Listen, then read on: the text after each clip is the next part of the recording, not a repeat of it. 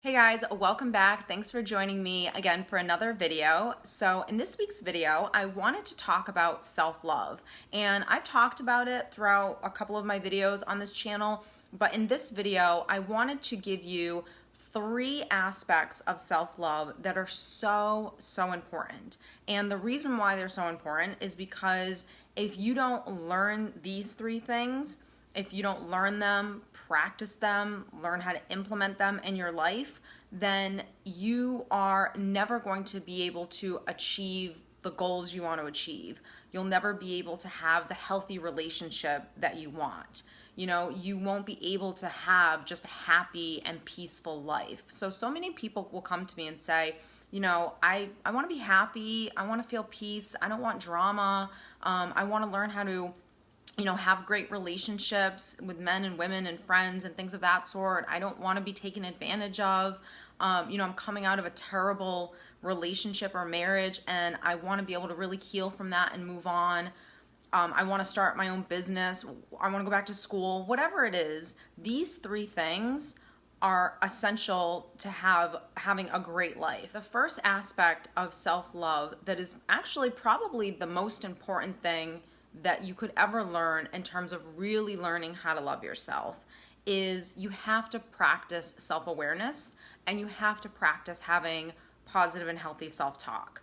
Now, these are not easy things to do if you've never had any self-awareness, or you've never practiced it, you've never really worked on monitoring your thoughts on a day-to-day basis. You've never worked on really checking in with yourself and how are you feeling in every moment, and what are the stories that I'm telling myself, and challenging those stories. It's not an easy thing to do in the beginning because you've never done it, but like anything else, it's just a muscle that you have to start working. So in order to know that you're enough, in order to know and feel that level of confidence and self-worth and self-respect that you want to feel inside, you have to stop monitoring what you're saying to yourself. And you have to be able to fight that bully in your head. And it's not something that's going to change overnight. It's something that you're going to have to work on really for the rest of your life, because you're a human being and we all have egos, and our ego is never going to fully go away. So there's always going to be moments when that negative ego wants to take over, when it wants to give us that self-doubt, and it wants to, sabotage us to not apply for that job and to not go talk to that woman. It's just going to. But the more you practice this stuff, and the more you practice, doing your affirmations every day, and learning how to be kind to yourself and gentle with yourself, and really fighting that ego, fighting that bully that is in your head, and challenging that bully. A lot of times with bullies, the minute you challenge them, they go away. And sometimes they don't, and that's okay. Sometimes you really have to work at it in order to shut that ego up, in order to shut that bully up. But your self-talk is absolutely huge. One of the examples that I always give my clients is, let's say you were baking something. You were making some cookies and you left it in the oven too long, you forgot about it, and when you opened the door, they were burnt. I mean, most people, the first thought that's going to come out of their mind is, oh, that sucks. Like, I totally forgot that. Or, my God, look, I messed this up. Like, I can't do anything right. Like, oh my God. And here just comes all of this negative stuff. How I would handle that situation is, when I start to hear myself telling myself that negative story, I really now speak to myself the way I would speak to my son, who's 4 years old. And if I didn't have a child, I would think of someone that I really love and what I would say to them if they turned around and started saying all this negative stuff about themselves. I would never jump on the bandwagon with them and say, yeah, you're a freaking idiot. Like, I can't believe you left all that stuff in the oven and you just burnt that. Like, God, you're such an idiot. Like, I can't. And I would never join in on the party. I would immediately say, hey, don't worry about it. We can make more cookies. It's not a big deal. Mistakes happen, and that's perfectly fine. So it's about learning how to talk to yourself, and you have to do this in every single situation. So when you're at a restaurant or a bar and you want to go up to someone and talk to them, go up to a woman and talk to her, what's the first thing that comes to your mind? Is it something like, she's not going to be interested in me, like no one ever is, like I'm not this enough, I'm not good looking enough, I'm not smart enough for her, or whatever? Or are you saying, look, I'm going to approach this person, I'm going to be who I am, and if she enjoys it, great, and if not, that's okay too, because there's someone else out there who would appreciate me for who I am. The second aspect of self-love that I want to go over is something that most of us that are watching this video probably need practice with, and it's something that I get all the time, is you have to learn how to protect yourself, and you have to learn how to set boundaries. And I'm going to link a video up above, I think it's left, on how to start implementing boundaries in your life.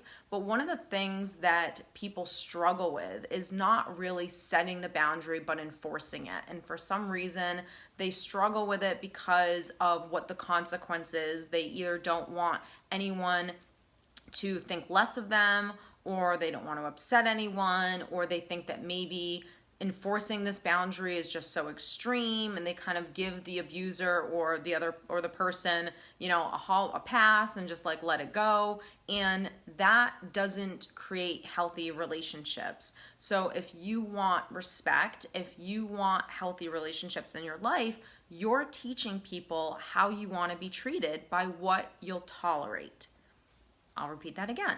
You are teaching people how you want to be treated by what you're tolerating. So if you tolerate certain behaviors, if you tolerate people, manipulating you and taking advantage of you, and you don't ever set the bar for what the standard is in your life and set those boundaries, then you're always going to come across abusive people. You're always going to be taken advantage of. That's just the nature of the beast, because someone that is a taker is going to seek out the giver. And we can be givers, we can be good people and help people, but we have to learn how to protect ourselves first, which means we have to learn how to set boundaries, we have to learn how to enforce boundaries, and those two things are not selfish, they're actually self-loving, because there's always going to be people that want to take more. And if you don't know how to stop, giving, you're going to be exhausted, you're going to be frustrated, you're going to have resentment, you're going to get abused, you're going to be, in terrible relationships, and the only person that's not going to be happy is really you. So these are two things that are so important in terms of just learning how to really take care of yourself and love yourself. The last aspect of self-love that I wanted to talk about that is really important towards you creating a happy life, a healthy life, peace in your life, is you have to accept your past and you have to learn how to forgive. And these are two things that can keep a lot of people stuck in anger and bitterness and negativity and feeling resentful. And it's something that it takes practice. Acceptance is something that can be hard for a lot of people to do, because in order to accept, you have to let go. You have to let go of the hope that maybe things could be different. You have to let go of the pain that you feel. You have to let go of a person that probably hurt or betrayed you. You have to let go of what you thought a situation was going to look like or should have looked like. And you have to accept that everything that has happened to you was supposed to happen to you to bring you to the place that you are today. So if none of those things had ever happened to you, you would not be the person that's sitting here watching this.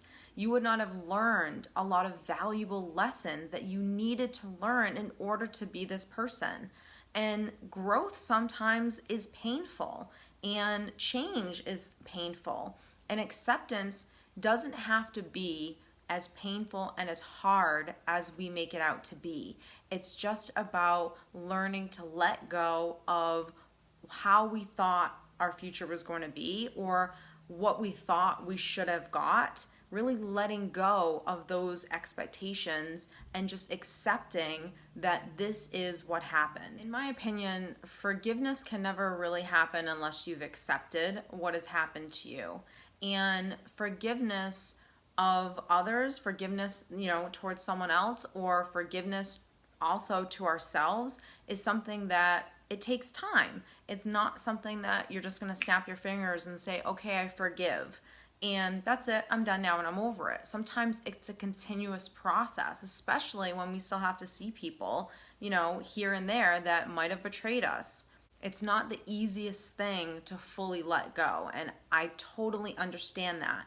But as you're going through that process of practicing forgiveness and learning how to accept where you are in life, that's where the self-parenting comes into play. That's where that positive and healthy self-talk comes into play, is when you're learning to accept and when you're practicing how to forgive. What are you telling yourself? Are you getting stuck in that anger place? Or are you trying to expand your mind and move forward and stop reliving the same painful experience over and over again? A lot of the times with forgiveness, especially of other people, the place that most people will get to is when they're just tired of being tired. They're sick of reliving the past over and over again. They have fully accepted responsibility for their life and their happiness, and they're ready to start moving on. When you accept your own happiness and that you're responsible for how you feel in every single moment, practicing forgiveness and starting to forgive others and situations becomes a lot easier, because you're not going to allow anyone, no matter what they have ever done to you, to allow you to have a negative life experience. You will not allow that person to have control over your happiness. And really, that's what you're doing when you're not able to start offering forgiveness. TD Jakes is a pastor, and he's got a ton of stuff all over YouTube. And he has this quote, and I absolutely love it. And when I heard this, it was just like an eye-opener for me. And he said, holding on to your past, when you hold on to your past, you do it at the expense of your future.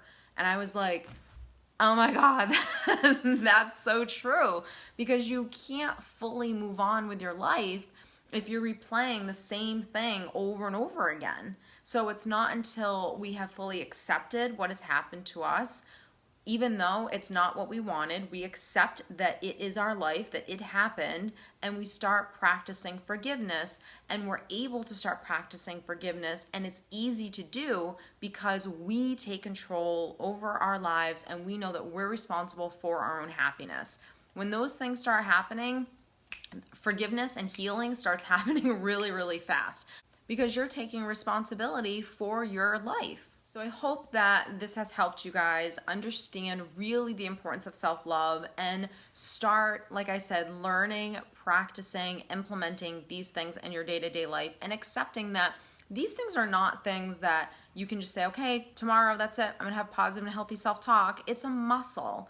And just be gentle with yourself throughout this process, and be kind to yourself, and know that every situation, when we're about to enforce boundaries, that this is a test. So this is a test of your mental toughness. Like, how tough are you to stand up to this person, to confront this person? What does that self-talk sound like? And really practicing these things on a day-to-day basis. So again, I hope you guys have enjoyed this video. If you liked it, don't forget to leave any comments down below, and don't forget to give it a thumbs up. If you haven't already, don't forget to hit that subscribe button down below, and I will see you next week.